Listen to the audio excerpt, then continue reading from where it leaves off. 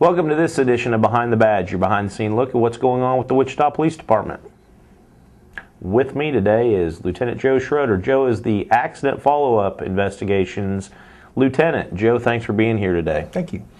Well, last year at this time, we were talking traffic accidents, traffic fatalities. We had quite a few of them. I think it was 18 that we had year-to-date last year. Yeah, same time. And we're quite a bit down this year, which is a good thing. Tell us some of the strategies that you all have been working on and doing within the Accident Follow-Up Unit to kind of bring those numbers down. Well, the Accident Follow-Up Unit actually does a follow-up on the accidents after they occur. So a lot of the activity on the street is done by the 4 field bureaus. And lately they've been concentrating pretty heavily on watching intersections, dealing with the problem of folks running red lights, and also dealing with a lot of the problems we have with people failing to yield right away, because that's one of the biggest causes of accidents we have in this city. So we're seeing a lot of people that are unfortunately just not maybe taking time. What are some steps that you see as you guys look over these accidents that you would recommend for drivers? Well, the biggest thing that we see happening is just like you said, people not taking time. Folks tend to, once they know that they have the right of way, to just gun it and go, particularly coming off of red lights when they turn green and on stop signs. Sometimes just taking that extra minute to look both ways and physically turn your head and looking can mean the difference between being involved in a traffic collision and not being involved in one. Well, one of the things that I know people are always interested in, and you get a lot of calls in your office, is how do you guys, when you are following up on a accident, what are the steps that you have to take? Because it's a pretty long and involved process, isn't it? Yeah, it is. And one of the differences between the investigations we conduct and the investigations other areas conduct is that our investigations tend to involve people who are not out there breaking the law. They're not out there with any intent on being a criminal or doing anything criminal or doing any harm to any other people.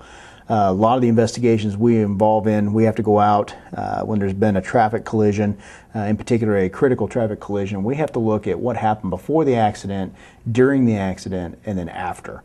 Some of the things that we see a lot of times are people who are just in a hurry. They've made a simple mistake. One of the challenges that we have is we have to look at what occurred and determine whether or not the actions that led up to that collision are criminal or just negligent. And when I say just negligent, what I mean is that the actions the person took wasn't intentional, nor was it so out of the ordinary that it shocks the average person. Somebody may do what they call California stop at a stop sign, and they roll out. Was their actions criminal, or was it a traffic violation? Was it negligent? And does it rise to the level of being criminal, where somebody should go to jail? When we have traffic fatalities, we have to look at what occurred. We have to evaluate what happened, determine whether the person was under the influence of alcohol or drugs, which also plays a factor in charging, and determine whether or not their actions rise to a level of culpability that's criminal. Well, and there are a lot of steps, and it can take weeks, if not months, before you guys have all of your data together before you can even make it. So this is not just a week or two. It could take months, right? Absolutely. When we complete an investigation, usually by the time we leave the scene the day the collision occurs, we'll have a good idea as to what happened at that scene. We'll also have a good idea as to whether or not we're going to be able to charge anyone on this case. The things that we have to wait for reconstruction to be completed, which can take weeks. We also have to wait for toxicology to come back on critical accidents, and that can actually take months. Currently, on just average DUIs, we're running anywhere from 9 to 10 months after the blood is taken before we receive toxicology results. Statute on DUI is 5 years, so we're well within statute. But when you're talking about a case where somebody's been involved in a fatality collision or a critical collision, we cannot proceed with charging or with taking the case to the district attorney until we have all the evidence available, and that would include toxicology results. So although the actual determination and we know what happened shortly after the case occurs, or after the collision occurs, we still have to wait for that toxicology so we can make a fair judgment and give the district attorney's office all the information they need to proceed with charging or making a decision not to charge. One of the things that you're also tasked with overseeing is all the grant funding for the different campaigns like Click It and Ticket, as well as DUI enforcement. Can you talk a little bit about how those campaigns really do not only help law enforcement, but really keep a community safer. Absolutely. By focusing on those. Yeah, the campaigns you're talking about is the STEP grant, which would be the Special Traffic Enforcement Program, and also our DUI grant that we get from the Kansas Department of Transportation. STEP grant enforcement and the DUI grant, that money is used to bring officers in who are normally off duty at that time and have them work special assignments addressing traffic concerns. That is just one aspect of the program. Another aspect of that program that's required for that program is actually the education process, or the education portion. In that process, we sit down with the local media, we draft up flyers, we draft up news stories, and we actually sit down and with radio stations and television stations to put together an education aspect of the program. The program's not about just writing tickets and getting money. It's about changing behaviors. Unfortunately, the only way to get some people to change their behavior is to put some sort of penalty on it, and that is where you have your traffic fines. Those fines don't come to the police department. They go to the city's general budget or to the city's general fund. So there is no incentive for officers to write more tickets necessarily. The whole purpose of the tickets is to make that, it's just like with your children. You want to make that, whatever action they're taking, undesirable for them. Right. So with the grant campaigns that we do, there is an education aspect on that. So we're reminding people we're going to be out there. None of the enforcements are secret. None of the enforcements are done without telling the citizens. We always give warning that we're going to be set up.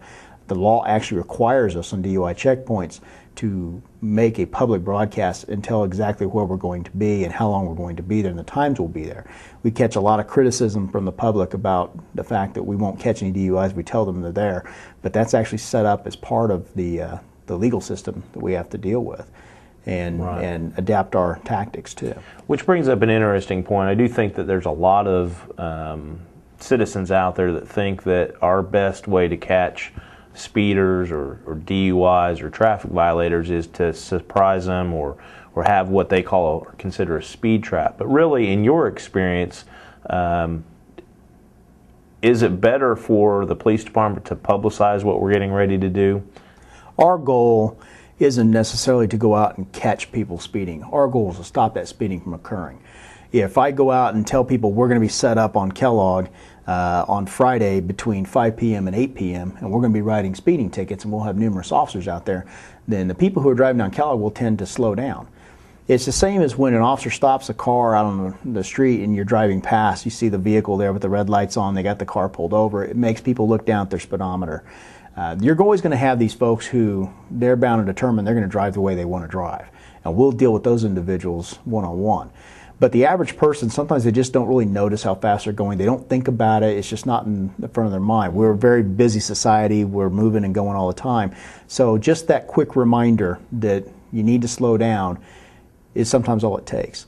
And so the visual deterrence, the signs, the television commercials, the notice that we're going to be out there, that gets people to slow down. We've found statistically that when we do a traffic enforcement program up on Kellogg, speeds on Kellogg will slow down for almost 2 weeks, even if it's just a one-day assignment. People will slow down. We'll see that the average speed of the citations being written on Kellogg is lower, and we'll also see there's fewer of them being written for about a week, maybe 2 weeks after the assignment's complete. That's actually really interesting that how the program is designed is certainly achieving at least some results. But we could still do better.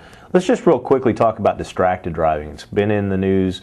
The police department knows all too well, and sometimes I think the public needs to be reminded. But are we seeing an increase in distracted driving where someone's texting or using a device in the vehicle? And, you know, what do we need to be telling them, and how do we need to correct that behavior? Well, again, it's an educational aspect. It's also an enforcement aspect. On the educational side of it, I know we have done commercials, we've done public service announcements to remind people to drive. One of the problems we run into is we're a very active society, and we're also a very now society.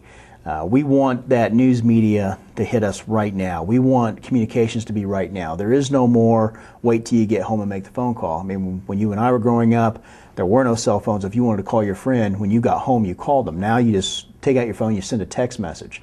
Unfortunately, people are doing this when they're driving. People in our society insist on utilizing every waking moment to constantly be moving. So when they're sitting in the car and they're driving, they consider driving an easy task and they want to try and do other tasks and multitask. It's not an easy thing to do. And so when they're texting and they're driving down the road, we've had cases where people are reading books going down the road, doing homework, eating, doing everything you can imagine while driving down the road. Those vehicles are moving several feet per second. The speeds that they are at upon the contact with another vehicle or an unmovable object, the amount of force that occurs is astronomical. It's the type of forces and G-forces that you would see in aircraft. But yet these people who do this still do not understand what they're taking away from their driving. Their driving has to be focused on what's going on because of the constant changing environment. I've heard many people say they can multitask with the best of them. They can do all sorts of things. They can read, they can eat, they can text, and do all this while driving down the road. The reality is, when you're doing these things, you have to take your eyes off the road. It only takes a split second for something to pop out in front of you and cause a collision, and then you're involved. You know, you may know what you're capable of doing, but you don't know what the other person's capable of doing, and that's the person you need to be watching out for. Yeah, it's a great point that you might know yourself, but you don't know what the car in front of you or behind you is going to do. Well, Joe, I appreciate you coming down and talking to us about traffic safety and what you guys are seeing. Fortunately, this year we're seeing a decrease, and we want to keep that up. And so, kind of a mid-year reminder. Hopefully, people will kind of listen to the message.